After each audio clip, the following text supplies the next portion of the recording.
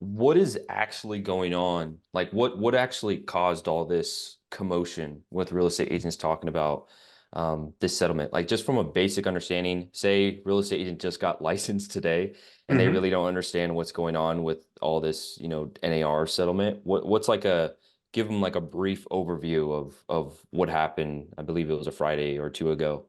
And yeah, just like an overview of it. Yeah. So essentially, the reason why everyone is in an uproar and there's a lot of buzz, conversation, headlines around real estate is because last Friday, March 15th, um, it was announced that the National Association of Realtors had come to a settlement agreement with this litigation. This is specific to the Stetzer Burnett case, which was a class action lawsuit of a bunch of sellers wanting to sell against the National Association of Realtors and a whole bunch of other brokerages. So the big news as of last Friday is that there was an agreement reached. Now, before we go any further, let's be really clear. As we're recording this video today, that reached agreement has not been ratified by the courts. Okay, Mm, so although we have a lot of reason to believe that a majority of this agreement will be approved by the court, there's definitely some possibility that it won't be approved or that there could be changes to this agreement before it is in fact approved, ratified by the court. So let's be really clear about that. This is a big, big headline because it will create some significant changes in how we approach real estate in a lot of ways on the residential side of things. But again, it is not, in fact, a done deal. And we don't know exactly when these changes, if they are agreed to, when they will come into effect. Now, there are several big changes as a part of this agreement. How people are protected under this agreement, who's protected under this agreement. I'm not going to go into that too much here.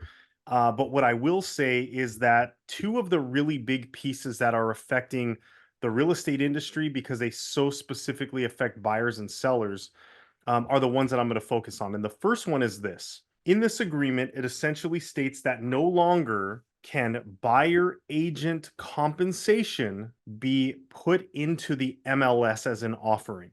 Okay. Nowhere does this say that you cannot pay a buyer's broker compensation for representing a buyer. It doesn't say that that can't happen anymore. But what it does say is that you cannot have this unilateral offering to a buyer's agent presented in the MLS. Now, mm, it also states that it could end up being shown in different third party websites, like a brokerage website. So other websites could potentially share this information, but it will no longer be present in the MLS. And even though that field is removed, it does not give space for someone to type into a different field and offer it. mhm, However, a seller can offer concessions in the multiple listing service. mm, Now, a lot of people will say, okay, I get it. We're just playing word games. That's not the case. Here's my understanding of the fundamental difference. A unilateral offer of compensation from a seller or the listing agent brokerage to the buyer's agent brokerage is one that is hard coded, meaning if I listed a home at $1 million, right? And mhm, there was a specific buyer agent compensation offered for that property. If that home ended up selling for 950, 920, whatever amount less than a million, whatever was offered in that buyer agent compensation is still going to be honored. It wouldn't be changed. mm, That's what they mean by unilateral offer of compensation. However, a concession offered by a seller, unilateral, it's not even approved, by offering it in a multiple listing service, that still gets negotiated in a contract. I'll give you an example. If mm, in a multiple listing service it says sellers willing to leave the washer and dryer, that's great. I'm glad it says that in there. Good to know. But if that doesn't show up in the contract that the buyer and the seller agree upon, it doesn't mean that the washer and dryer is included just because it said it in the multiple listing service. That's a similar approach now. If a seller wants to offer buyer concessions that could go towards helping that buyer pay their agent for their representation, it would show up as an offering of concessions, but that doesn't mean it's hard coded and going to happen. Buyer and seller still get to negotiate that in their transaction or their contract with one another. Mm-hmm. That's the fundamental difference on that side of this agreement. On the other side of this agreement, and again, nothing's been ratified as we record today. Mm-hmm. But in the new rules, it also states that MLS participants acting for buyers would be required to enter into a written contract with that buyer before touring a home. Basically, meaning that an agent could not start to have agency with a buyer until they've settled employment, meaning they've been officially hired. Now they can start to enact agency for that buyer, even before showing a property. This is where a lot of people are going to just need to adjust to the change in the residential side of things. Why do I keep saying residential? Because for a lot of commercial real estate agents across the country, even here in California where we are, that is not uncommon. That compensation doesn't show up in a posting. There's different services they have, like a LoopNet and other offerings for commercial real estate. There's no, in most cases, offering of buyer agent compensation. So the commercial side of real estate is already operating this way. And clearly, they do transactions every single day for their sellers, their buyers, and they've, figured out this path forward. On the residential side, this is going to be a dramatically different approach because the buyer agent compensation is going to be attached to the buyer broker agreement with that buyer, meaning I've Mm-hmm. got to sit down with a buyer and not only go into contract with them that I'm going to represent them when they buy a home. We need to address compensation for me as the buyer's agent right then and there. So for a lot of buyer's agents, it's not commonplace, although a lot of buyer's agents should by now be using buyer broker agreements and talking about compensation.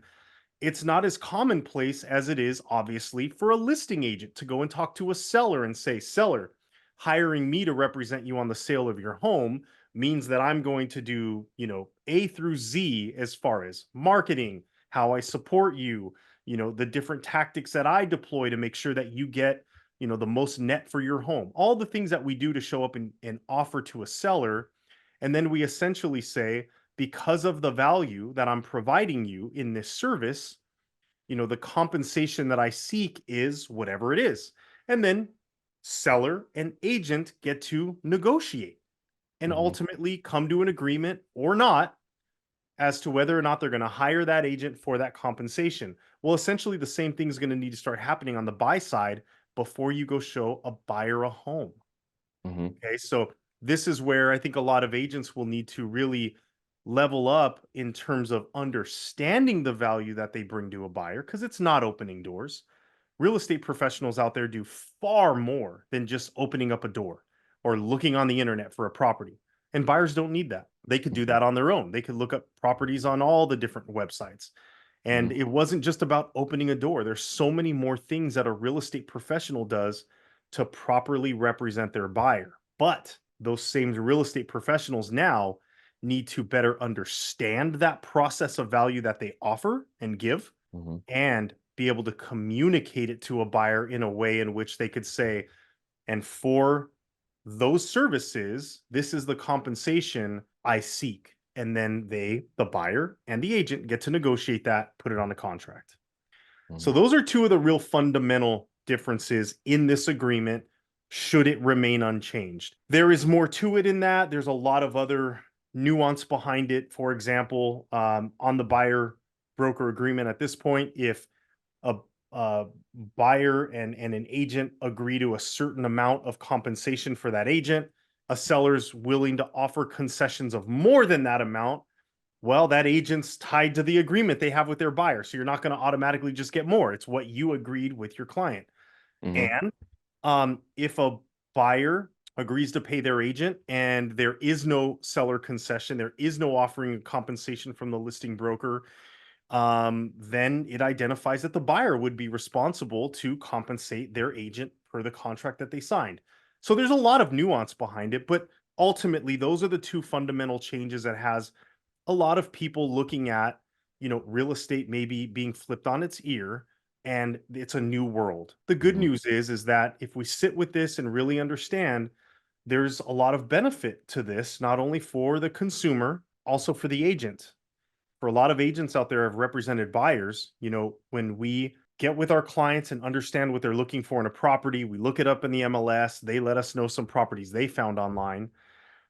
We essentially just were able to see what the offering of compensation was. And unless you signed a buyer broker agreement, you were told what you would be paid if your buyer bought that home. Hmm. You didn't have a say in that, really, right? Yeah. This allows the real estate agent, just like the consumer, to sit down and say, well, based on the worth that I bring to the table, I now have a say in negotiating my compensation with my consumer, just like a Mm. listing agent does. So if we look at it in that perspective, hopefully agents won't see this as like, how we've done real estate has been ripped away from us the whole 9 yards. Now, I do have my opinions about how it could have a negative impact for buyers and sellers, and we Mm. certainly could get into that. But at the end of the day, those are the two fundamental changes. So, and then to be clear too, you said that as of today, like once we release this video, Mhm. um, nothing's been approved yet. Like nothing's the NAR settlement that was their offer, if you will, to Yes. the DOJ saying like, hey, we're gonna settle and these are the changes that we're gonna make. And so, or is the NAR already making those changes, but the settlement has to do with the $418 million of whatever they're paying to Yeah, the whoever. 418 million was part of the settlement, and Mm, this settlement is really for the plaintiffs. It's the class action lawsuit. mm, That's who they're finding agreement with in this proposed settlement. hmm. Um, but yes, the courts still need to approve, and of course, the DOJ has their ability to say what their recommendations are in terms of changes or not feeling Hmm. comfortable with this agreement for whatever reason. So again, Hmm. it's fluid in that way. We don't know for sure if this agreement will be ratified or what adaptations may take effect to it before it could be court approved. Mhm. Yeah, interesting. And so, because what I was going to ask was, man, it just left my brain. It'll come back. Can we get into if this does get approved and these new rules do, come into play for the NAR? Can we get into like scenarios that could possibly play out for, and this is like a lot of different lenses that you got to put on, but For like sure. maybe scenarios and how it is going to impact sellers, how it's going to impact buyers, how it's going to impact listing agents, and then buyer agents Definitely. and then maybe even brokerages. Maybe we can go as far as, how it's going to impact brokerages. Mhm. Starting off with the buyer, do you think this is going to be, well, one, how do you think this would impact buyers? And do you think that's good or do you think that's not so good? I think that the way in which it's going to impact a buyer is I don't think buyers are going to feel very comfortable with this process in the beginning Mm, because for so long, buyers knew that they could select who they want to best represent them when they buy a home, and that based on the sales price, that for the most part, commissions didn't have to be negotiated during the offer process mm, because that was essentially already defined when the seller, and it was never obligated by the seller. This is just what most sellers decided to do. And I'll get into that because it literally has been one of the most impactful and effective ways for a seller to market their home so that the real estate community can rally behind and want to help that seller fulfill their goal of selling their property. mm, But for now, we'll just keep it at for most buyers, when they were writing an offer on a home and selecting the agent that they felt would best represent them, they didn't have to worry about a lot about commissions. It's mm, not that the services were free to the buyer. The buyer ultimately just knew that if the seller was going to compensate the agent, if the seller's agent, the brokerage that the seller listed the property with, if the seller authorized for some of that money to go to compensate the agent, that it just wasn't a sticky point for that buyer to have to be concerned about. unless, of course, the agents were doing something that they should be doing for a long time now, which is signing a buyer broker agreement. And then those buyers were already comfortable with this entire process that for a lot of other agents will be new. But Hmm. I think it will impact the buyers in a couple of ways. Number one, they're not going to be able to just call an agent and say, "Hey, I found this property online. I want to go see it." Because as I identified, before an agency can deploy agency with a buyer, they need to sit down and have a conversation of, going through this contract and essentially establishing employment. They're saying, you are going to be our agent to represent us. Now you can start to enact agency with that buyer. Okay. So that's a big impact. The second is buyers having to come to grips with, wow, if I pick the agent that I want and the services that they're going to offer me, and I don't have anyone else to help offset those costs, the buyer's going to have to recognize they could be held to account to compensate their agent. Because if they're going to do all that work for them, represent them in that professional way, and they agreed that they should be compensated that amount, it's a contractual agreement that they need to compensate them. Okay. So, Mm. where I think this really is an issue, though, is where there's so many buyers out there that are entering the real estate market, meaning maybe they didn't just sell a home and have a significant amount of equity that they drew out of that property, where to purchase a home usually takes some significant savings and requires a buyer a lot of due diligence to position themselves to actually enter into the real estate market. Well, if those buyers are now concerned that they may be responsible to compensate an agent, it could leave them in one of two ways. Either one, being really worried and nervous and, financially in a position where they're not sure if they could compensate an agent to represent them well, or Mhm. two, have buyers who would have loved representation forego it out of fear of having to be held to account to pay for it. So Yeah. in my perspective, that could shift the level of risk between seller and buyer, where the Hmm. buyer potentially doesn't have the upper hand anymore. They could be in a position of more risk, less options of representation, and maybe in some cases, based on affordability, lower levels of representation than they would have preferred. Hmm. So that is the imbalance in which it could create. Now, Mm.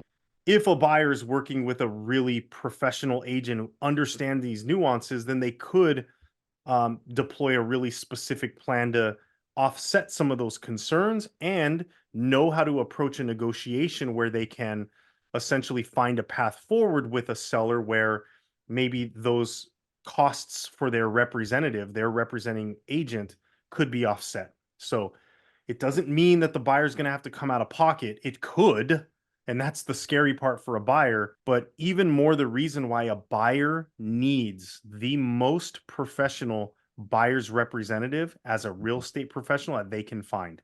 It only establishes more need for buyers to have great representation. Yeah, 100%. I agree. I think that like no matter what happens, I think buyers still need that representation. I cannot imagine because I'm trying to put myself in buyer shoes. Yep. If I were to go out and buy a property, depending on my schedule, like I honestly believe, Joseph, that like I could probably, and this is unfair to say too. So I'm like an anomaly. Like I'm like, outlier of this, the exception. And so just because I understand, I used to be a real estate agent and I Hmm. understand how to search for property and what to look for. And so like it wouldn't I wouldn't really necessarily like need an agent to go find open houses. I wouldn't need an agent to go look for property and to go, even, I can set up notifications on Zillow or Trulia or whatever one of those websites to send me property alerts and Yep. things of that nature. And so, but I cannot imagine going through escrow on my own, Hmm. like knowing what contracts to even sign, knowing what the contracts even mean, and just everything else that comes along with that 30 to 45-day process of escrow.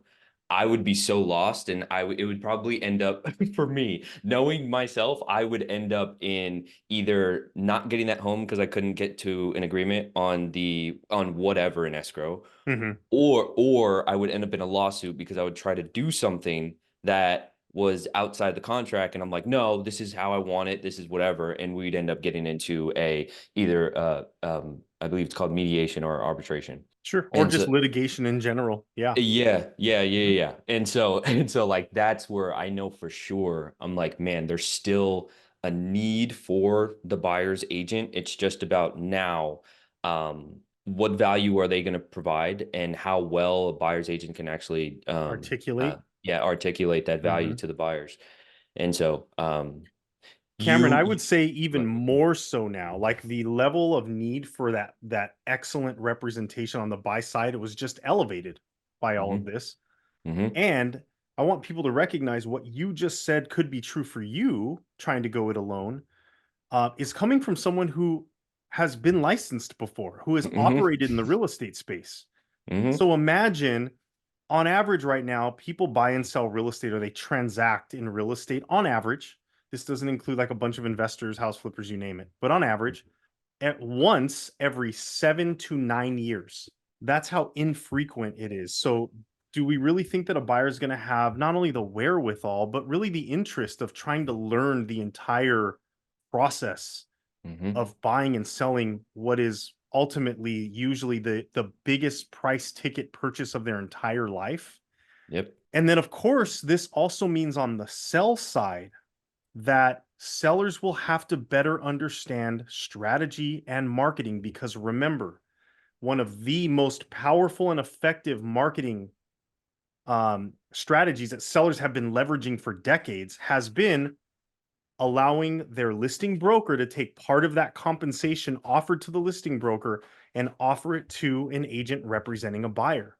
hmm Again, because that's been such a powerful and effective marketing tool, if these changes are ratified, that is no longer an offering in the MLS. So there can be different ways to approach it, as we've already identified, but a seller needs to really understand how all of that works and make that decision with their agent how to proceed with some of these changes. Yeah. Yeah, 100%. I So also that's want to how. say this, Mhm, if I may, really quick, Cameron. mhm, Um, sorry, before we change topics, but I also want people to recognize that the buyer's ability to have their own dedicated representation through an agent, mhm, that's still fairly new. This is something that mhm, changed in the early 90s. Prior to that, basically what would happen is if a listing agent got the approval from their seller to offer compensation to another agent who brought a buyer, that agent would be a sub agent of the seller, mm, meaning the buyer didn't have an agent who was representing their best interests. So in the early 90s, we made a pretty dramatic change of how agency works in America so that a buyer could essentially have their own agent whose sole focus was on their best interests. So now we had a much more equal playing field in terms of representation. mhm, So for a lot of buyers, maybe especially early on, this may feel like we're either going back in time mm, or that we're creating that imbalance again. yeah. I truly believe though that as we start to enter into some of these changes, that both the consumer and true real estate professionals, people who dedicate their lives to being a practitioner for the betterment of their clients, we will ultimately iron out all of the different strategies and ways to approach it so that we can start to bring back to balance that risk between a seller and a buyer. Mm, yeah, yeah, 100%. Before moving over to the selling side and how this would impact sellers and listing agents doing their job, Mhm. what advice, so like right now today, while this is still in the up in the air with like getting approved, what advice would you give to newer agents that, they're doing a couple transactions? Like, because I'm pretty sure with all the news and media outlets pushing this, hey, NAR just settled. It's no longer, 6% commissions. Our agent's going to go away. Like, what would you advise them to um, say to either potential clients walking in open houses that are asking about this, or like they're going to a listing presentation and now, the sellers may potentially bring this up? Like, what would you advise for them to do? Yeah, there's a few things. For those of us who are newer to the business, just know this is not the first time the industry has been completely rattled by change, and it won't be the last. Welcome to real estate. Hmm. There was a time when the multiple listing service was literally a big, thick book. It was printed pages of what properties were available. When that became digital and essentially was available online, the real estate community, in their knee jerk reaction, was, oh my gosh, agents will be eliminated immediately, right? Hmm. And that didn't happen. We had to make some adaptations, we had to evolve and grow. And I think as an industry, we've done an excellent job at that. Um, there have been so many changes even since then with what happened with the big market crash and how so many properties were being foreclosed on and short sales. Like, as an industry, we always find a path forward. And I think in these changes, there are two things that happen that are really beneficial to the industry because it's beneficial to our clients. Number one, people who are involved in the industry that don't have a serious intention of being masterful for their clients tend to find that it's not important for them to participate anymore. Mm.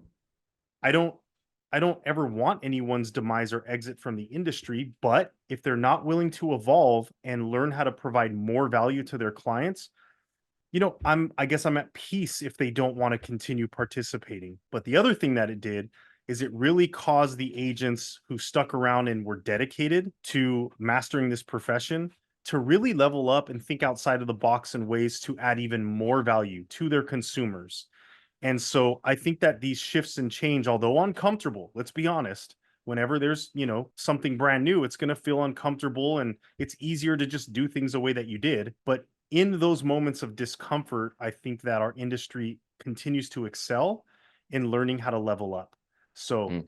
just know that as a mentality. But here's a couple of things I'll share with you. Number one, if I was a newer agent or an agent who's just really concerned about what's going on right now, the first thing that I would do is I would go and on Google, you can literally pull up NAR Settlement Agreement fact sheet, and I would read that fact sheet. It's less Mm. than 4 pages. If you are willing to and are interested in, the full agreement is about 108 pages. Now, the reason why I'm not pushing people to do that is because it's not ratified. But here's what I'll tell you: whatever ratified agreement is, uh, uh, finalized, if it's 800 pages, my recommendation is, pull it up, print it, whatever you got to do, and get to reading, because Mm. that's essentially the new boundaries in which we need to operate on the highest level for our clients. So we got to understand it. Okay. Same reason why I tell agents all the time, continue to read your purchase agreements and listing agreements, because Hmm. it takes that repetition for you to be crystal clear about what they mean. Second thing that I would do is get really good at understanding how to leverage data. All right. If we can help our sellers understand, despite the changes, what it means when they can look at data to support the decisions they're going to make to ultimately net the highest price, well, two things are happening. Number one, we are supporting our sellers with that fiduciary duty on the highest level, helping them to understand that there is data to fall back to help us make decisions. And then number two, we're not showing up saying, well, this is my opinion, or I think, or I feel it should be this way. We're allowing data to be the foundation of their ability to make the right decisions for themselves as sellers. I would Hmm. also say that buyers agents, again, because they often didn't have to have conversations about their commissions, they need to get really comfortable about having that conversation. What does it look like for you to show up and demonstrate your value, and then start the negotiation of what you would like as compensation for the services that you provide? If Hmm. you don't really work with a lot of listings, that's going to be really new and uncomfortable. Get started now. Okay. There's something that I tell a lot of agents to do just in general, but I think it's really an opportunity right now. And I call it mirror time. Okay. Mm. Mirror time is when I, for example, do this frequently in my career. I will go and stand in front of a mirror. I will look myself in the eyes. And for example, in this moment, I would say to myself, looking myself in the eyes, I am the best agent to represent my buyers. This is not an affirmation. Okay, there's a place for affirmations. This is not it. This is an opportunity to make that statement looking yourself in the eyes with one question: do I believe it? If you believe it, great. That's awesome. That means you already have a lot of confidence, probably have a lot of skill sets and processes to support that level of confidence that you have that you are the best agent for buyers. If you don't believe it, this isn't an opportunity to start being mad at yourself or disappointed. It's simply a follow up question, which is why?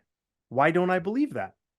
And what you're going to find is you will start to create a list, and this is your to do list. This is internal navigation.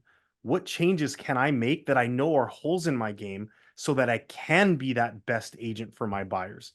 I think this is crucial right now because, there's a lot of outside information. Okay.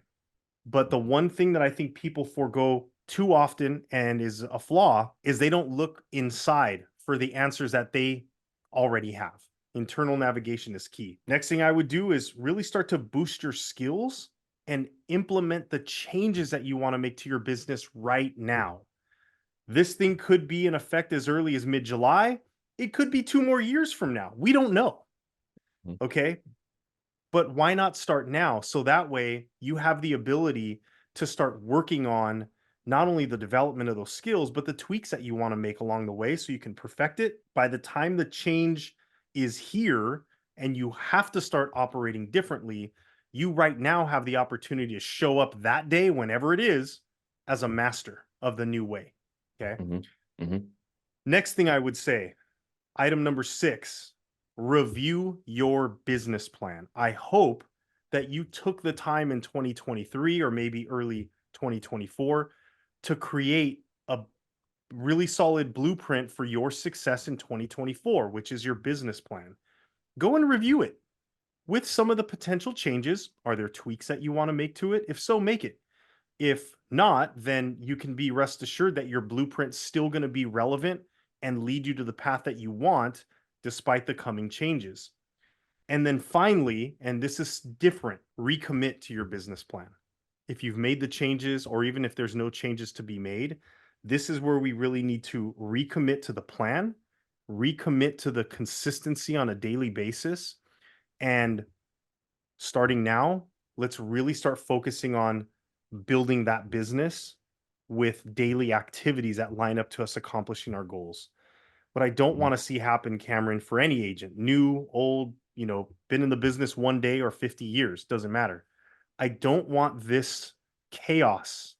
I don't want this question mark because sometimes the hardest part is the unknown. I don't want it to deflate them Mhm. because that's where people will really start to retract and they're going to start getting off the path of them finding success in their business. Mhm. So review that business plan, recommit to it, and then let's get back to work Mhm. in a more thoughtful way that can help us develop the skills so that no matter when or what the changes come, we're not only ready for them, we're ahead of them and masterful at them. Yeah, I like it. So for sellers, so like going over to the seller side, Mhm. how do you think this would impact sellers and then obviously ripple effect over to listing agents? Well, I think that it's possible that some agents may that are maybe more listing focused, or they have an opportunity to go meet a seller. It could give them the ability to say, "Oh man, this is going to be so much easier."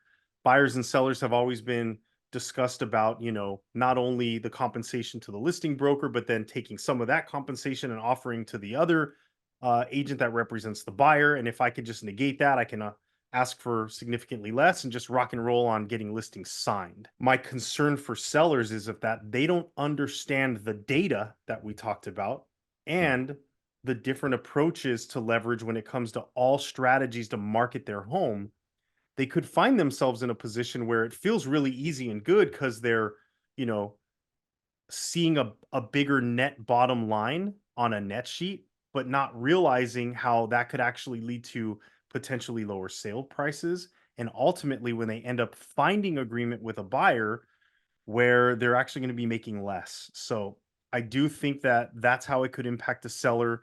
The other thing I'll tell you is all the headlines are insane. Mhm. They have nothing to do with the actual lawsuit, the agreement that's in place, none of it. But it's Mhm. clickbait. it's sensationalized because, that's what news companies now know helps them to get the engagement they need so that they're paid. Okay. It's Hmm. all very cyclical. But what concerns me is that sellers are getting fed very sensational headlines that it's going to be difficult for them to unpack, be deprogrammed from, and then just know what the actual reality of what these changes could be. So I think that's going to have an impact on them as well, where they're going to have a lot more in depth and maybe, difficult to understand conversations than before these changes. Hmm. Interesting.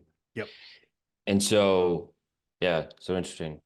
I will tell Um, you some other things that I find could be interesting with some of these changes. Okay. hmm. So, as of right now, the way that like VA guidelines, as an example, are written, Hmm. the buyer is not allowed to compensate their agent. Okay. Hmm. So, how does that work with VA guidelines as they exist now? The answer is we don't know. We don't know if the VA will re examine the stipulations that they have for a buyer leveraging a VA home loan. And we don't know if some of these changes may, or I'm sorry, some of this agreement may be changed to, Hmm. maybe make exception for or in a different way accommodate the VA guidelines. So those are some things that I find that could be really interesting. The other part that I find really interesting is some of the headlines out there or some of the news organizations are like, oh, this is easy. Buyers will just go to the listing agent. Okay, let's unpack that a little bit. Because although that sounds like that could just be, oh, it's easy. You want to buy a house, just go to the listing agent of any home that you want. Well, Hmm. a couple of things could happen there. Number one, it is possible that a listing agent could, as a service to their seller, essentially create the contract, but still allow you, buyer, to be an unrepresented buyer. Okay. And I'm imagining if a listing agent did that for the benefit or as a service to their seller, there could be additional compensation worked out between the listing agent and the seller so that they could perform the function of getting, for example, a contract created. But here's the hard part, buyers. You still don't have anyone representing you in an example of that. So you still need to figure out all the nuance, like you said, Cameron, of how to go about this real estate transaction. Hmm. What are the contractual obligations that you have as a buyer? Do you know what the disclosure requirements are of the seller? Did they fulfill those for you during your process? And what about performance of that contract? Do you understand them? If there are important deadlines that you as the buyer need to perform by, how are you going to know about them? And if you don't do it, what are the ramifications? Could your earnest money deposit be in jeopardy? Hmm. Buyers going unrepresented could be extremely catastrophic, not only for that person as an individual, but for buyers in general. So that is a possibility. Next possibility. Okay. They go to the listing agent. And if the listing agent's willing to say in where this is possible, because not all states allow this, but if the listing agent says, I'm willing to be a dual agent, meaning I will represent my seller and I'm willing to represent you, buyer. Okay, if that agent's going to offer agency and that fiduciary duty to you, buyer, guess what you're going to have a conversation about? The buyer broker agreement. So we're right back to step one. Okay. Hmm. And then I think some buyers will be like, yeah, but if I go to that agent, they're already getting paid by the seller. Maybe I can offer them $1,000 or $1,500 or who knows how much just to, represent me. Here's the challenge that could start to happen just in general. Okay. Think about this. If a listing agent goes and meets with the seller, goes through all the different ways in which they're going to support that seller, and ultimately enters into a listing agreement with that seller for a certain amount of compensation. Okay. And then a buyer comes along and says, hey, agent, represent me. And, I'll give you another $1,000 or what have you. And that agent agrees. Here's what you can't do in dual agency, at least not in California. You cannot say, okay, my fiduciary duty to my seller, based on the compensation we agreed to, is significantly more in my example. So Hmm. I'm going to have more fiduciary duty to my seller than I do the buyer. Doesn't work Hmm. like that. Hmm. Essentially, when you're going to be a dual agent and have that fiduciary duty to both parties, It's essentially equal representation for both. How do you think home sellers would feel if for any reason their listing agent represents a buyer equally in a transaction when they paid them significantly more in my example? Hmm. This could cause a lot of other heartburn, even potentially some litigation. So there are a lot of ways in which what seems like it could be a real easy solution here for either sellers or buyers, when you really start to think about and walk through what it really means, you have to understand there's far more nuance. Hmm. And this is again why buyers and sellers, more than ever before, need the highest level of representation through a real estate professional who's an actual practitioner. It's needed more than ever. Yeah. Um, yeah, it's interesting. Like when you think about all the, I mean, nobody really knows until it either gets approved or not approved or whatever new rules come out of this. Nobody really knows what's going to happen until it actually happens. But it is interesting to look at the couple scenarios from the buying side and the selling side and how basically like the dynamics of agent representation is going to change. Mhm. And so yeah, because it's interesting because one thing that I thought about is like what do you think, what are your thoughts on this scenario, Joseph? Like you're listing agent Mhm. and you are representing seller. You advise the seller, hey, one of the reasons why, one of the big marketing tactics that has been working for decades is real estate agents bring the buyer. And so would you be open to paying for them? And the seller's like, no. And Mhm. so you're like, okay, well, that's my advice. You're not obligated to pay them or not, or whatever it is. And so you guys basically come to the conclusion where you're not going to pay the buyer's agent. Yep. And so buyer's agent brings a contract to you. Mhm. It's a really good contract. Mhm.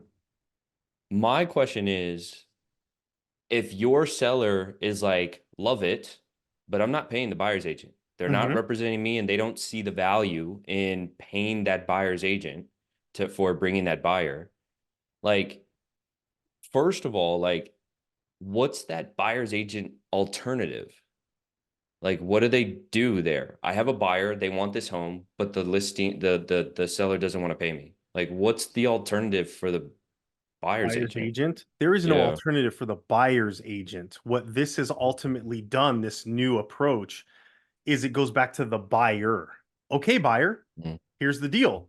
Seller likes your offer, but they in this offer have decided the compensation or the seller concessions that you're asking for to offset the compensation due your agent has been rejected or countered or what have you. Buyer, now this is a more complicated math equation for you when you buy a home because now you have to consider this part of it. Buyer, how do you want to respond? Because when it's all said and done, you have an obligation by a signed contract between you and your representative that X amount of compensation will be due because you agreed to that. You mm, negotiated with the representative that you felt would represent you makes best, sense. and you Hmm. are on the hook for that amount when you successfully buy a home. Yeah. If you can't find through the negotiation with the seller any credits to offset your cost, do you still want to buy that home? If you do, great. By all means, proceed. But just know you have a contractual obligation for the buyer's agent that you selected and that you had a say now in what they would be compensated to fulfill that contract and compensate them. Mm, yeah. Because it's interesting. Like, because yeah, 100%. Mhm. The buyer, it all goes back to the buyers now. It's like, all right, cool. Well, they're not willing to pay the real estate agent, and obviously the buyer's agent is like, well, I'm not going to sit here and work for you for free.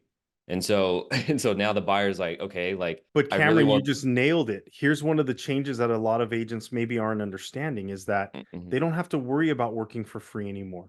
Because now, on the buy side of the equation, and this is why a lot of agents have started implementing buyer broker agreements for many years before now, Mhm. even Mhm. decades before now. This has been common practice for some agents who knew their value.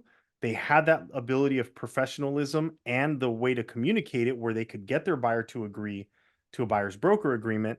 Now, again, one of the big rule changes is you have to have that done before you can even Mm, go show a buyer a property. makes sense. Hmm. Hmm. Yeah. Yeah. Yeah. Yeah. Yeah, that makes sense. Yeah. Because I just think because one of the scenarios that I was thinking about was basically like creating. I think what's happening is like what it's going to do is create more friction for the buyer and seller to execute a transaction. Well, And think about it. When you're spot on in the sense that when someone goes to purchase a home, right? A real estate contract has already got a lot of moving parts and there's a lot of Mhm, complication to an offer. It's not just I like your house, here's how much money I want to buy it for. There mhm, are a vast amount of terms within that contract outside of price mhm, in terms of performance, in terms of move-in dates. There's so much going on there. mhm, That was already complicated enough that buyers and sellers have, for the most part, always wanted a professional representative to guide them through that process of not only the offer itself, but the performance of that contract once they enter into that agreement. mhm, You're spot on. One thing that they often didn't have to worry about in all of that negotiation was commissions because it had already been identified and figured out traditionally, not always because it was never required, but if sellers were really smart on a marketing tactic, that would have been figured out at the time of listing. Once their listing agent said, these are all the services for me to make sure you have a successful home sale. This is the compensation that I request. And once authorized, I'd like to take a certain amount of that compensation and offer it to a buyer's agent that brings us a buyer and we successfully close. So when the seller and buyer went into the offer process and starting to work out those details, that was never part of the equation. Now it is. mhm, So that's just one more really large amount of negotiation that needs to happen and was already a monumentous amount of negotiation and figuring out and process that needed to be identified while making an offer and ultimately finding your path to an agreement between a buyer and a seller. mhm. Yeah, interesting. Yeah, very interesting. I've spoken to a couple consumers regarding this, and yeah, it's going to be very interesting seeing like what happens. Yeah, I had one consumer that so she owns a home, and I was Mhm. talking to her about everything that was going on, and I asked her, I was like, "Would you pay the buyer's agent?" And she was like, "For what? What are they doing for me?" And so, and I told her, I was like, "Well, they're bringing you the buyer," and then she was like, "Well." She's like, well, they're representing the buyer. And so like they're not doing anything for me. And so, and that's where I was like, uh-oh. And so it's like, and this goes back to what you're saying. It's like real estate agents refining their skills Mhm. enough to know how to handle that, I want to say like objection or whatever it may have you, that kickback from the consumers. Mhm. And so I think yeah. there are ways to answer the question, what are they doing for me? Hmm. Maybe not something that we necessarily need to dive in here, but the other thing that I would even bring to light is this is where I find it interesting because I think when you talk to sellers right now, right? Hmm. They're already Hmm. in their home, and if they were going to sell their home, for a lot of sellers like you identified, like why would I? Of course not. Hmm. No, Hmm. they can figure Hmm. it out. Hmm. I'd be curious if that same seller would have the same opinion when they were a buyer. And then how easy it is for a buyer to say, that's crazy, that's nonsense, it shouldn't be that way. But when they're an owner and maybe looking to sell, will they have that same opinion? Hmm. Just food for thought. I just find it interesting, maybe where you're at in this process of owning a home or acquiring another could be interesting how those ideas shift. For a seller right now who's about to sell their home, Hmm. their idea about it may shift immediately once that home is sold and they become a buyer to buy their next house as well. So at Yeah. the end of the day, home sellers who already own their home during this change probably at the end of the day, like balance sheet wise, it could come up in the sense that when they bought their home, they didn't have to worry about this stuff. Okay. Hmm. Like buyers will have to moving forward. Yeah. But again, I think that the imbalance potentially of buyers, because now they're going to have to really consider the representation and the potential out of pocket cost before selecting that right person who would best represent them. That's all going to have to be considered. So it's possible now that buyers may say, well, although the person that I want to represent me the most is not someone that I'm comfortable moving forward with, because if I get stuck with that compensation, I'm not in a position to handle that. They may start to look for, or have to feel like they find, a lesser prepared or lesser quality representation. And that's unfortunate, in my opinion. As Hmm. someone who wants both buyers and sellers to have successful transactions, I don't want either side of the equation, the consumer on the buy side or the sell side, to feel like they have to take on lesser representation. Um, I don't love that for them. And that could even Yeah. be a seller once they sell their home and now become a buyer. So there's a Hmm. lot to think about. Ultimately, what I think is that buyers and sellers need to meet with very astute professionals who can lay out the pros and the cons, know what data to speak to so you can formulate the best strategy possible, so that you know in a tactical way how you can go out and be successful in what you're trying to achieve when you're selling or buying a house. And Hmm. what are plans A, B, C, D, E, and F? I mean, agents should be providing that to home sellers and home buyers already. Yeah. Even more so, you want to make sure that even though these changes are still coming, think about it. We're a few months away potentially of the earliest likelihood of these implementations being in effect. It's possible that a home buyer decides tomorrow, I want to start moving forward on buying a home, and may still be on that market to find a home while these changes happen. So, whoever you're working with, you need to make sure they are an expert in the possible changes and how they can navigate accordingly. Yeah. 100%.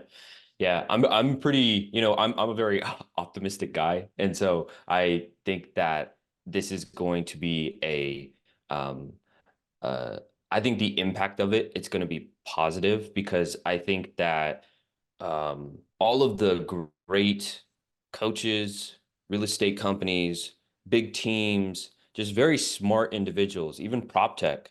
Like I Mhm. think what everybody's doing right now is like taking in all this information and then they're putting their great brains together and they're like, how can we provide a better service for the consumers? Yeah. And so, yeah. And so like I think what's going to come out of this is like you're probably, or let me ask you, like what do you think, like do you have any like optimistic um Yeah, I do. I absolutely ideas? do. Yeah. Yeah, Yeah, let me yeah. share with you. So, a lot of times when I talk about changes, I'll talk Hmm. about who are the winners, who are the losers. Okay, and I think we've Hmm. kind of done that here.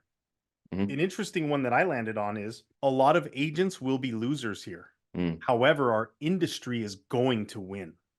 Hmm. How can both be true? I think it's really simple for agents who, maybe they're just like, look, I do this part-time. I have other focuses and, other careers. I'm not that interested. They're going to lose most likely, because this is a pretty significant shift that's going to require not only a change in approach, it's going to require new skill sets. It's going to require more difficult conversations, especially out of the gate. It's going to just require an overhaul of the real estate professional in a lot of ways. Hmm. Hmm. So a lot of those agents are going to lose because they're just not willing to, and in some cases, maybe not even really capable of investing the time to be that ultimate professional that's required now. Okay. But Hmm. for that same reason, the industry will win, because the industry will ultimately level up in the value that they bring to consumers, in the professionalism that we have. And in my opinion, it is really that opportunity for us to really elevate in terms of consumer perspective of the real estate industry. Hmm. I think a Yeah. lot of agents have gotten by with, you know, and this isn't to knock anyone. It's a marketing strategy, and we know marketers win, but that has been so true as of late that I think it's been detrimental. Instagram about, all the Lamborghinis that you drive, and look at me, I'm amazing, or the different clothes that you wear. Like, that's all great. But if you can't show up and actually provide value to your consumers in tangible ways, those things aren't going to get you anywhere anymore. That's my Hmm. belief. And in that reason, I think that is an elevation to our industry.